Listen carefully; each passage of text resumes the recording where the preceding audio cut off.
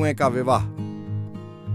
एक बार राजा कृष्णदेव राय और तेनालीराम के बीच किसी बात को लेकर विवाद हो गया। तेनालीराम रुठकर चले गए।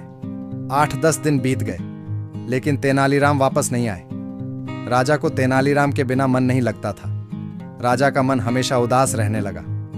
राजा ने तुरंत सैनिकों को आदेश दिया कि तेनालीराम जहां कहीं भी हो उसे वापस बुला लाओ। सैनिकों ने आसपास का पूरा क्षेत्र छान लिया, पर तेनालीराम का कहीं अता पता नहीं चला।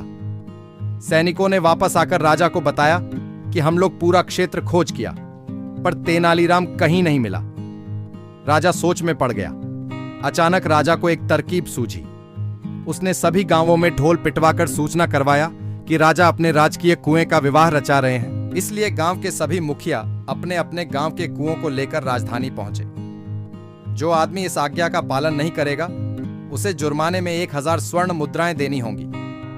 राजा की ओर से सूचना सुनकर सभी गांव वाले परेशान हो गए। भला कुएं भी कहीं लाए ले जाए जा सकते हैं। जिस गांव में तेनालीराम भेष बदलकर रहता था वहां भी यह सूचना सुनाई दी। गांव का मुखिया परेशान था। तेनालीराम समझ गए कि उसे खोजने के लिए ही महाराज ने यह चाल चली है।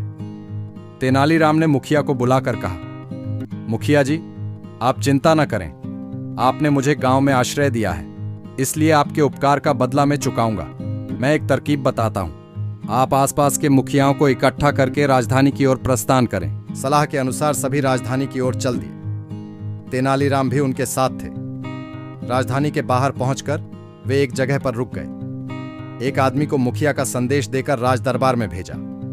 वह आदमी दरबार में पहुंचा और तेनालीराम की राय के अनुसार बोला, महाराज, हमारे गांव के कुएं विवाह में शामिल होने के लिए राजधानी के बाहर डेरा डाले हैं। आप मेहरबानी करके राजकीय कुएं को उनकी अगवानी के लिए भेजें, ताकि हमारे गांव के कुएं सम्मान के साथ दरबार के सामने हाजिर हो सकें।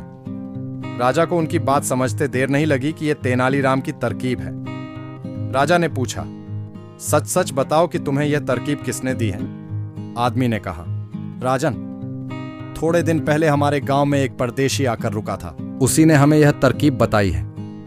सारी बात सुनकर राजा स्वयं रथ पर बैठकर राजधानी से बाहर आए और सम्मान के साथ तेनालीराम को दरबार में वापस लाए। गांव वालों को भी पुरस्कार देकर विदा कर दिया गया। दोस्तों, कहानी अच्छी लगी हो तो लाइक, शेयर और सब्सक्राइब कर दे।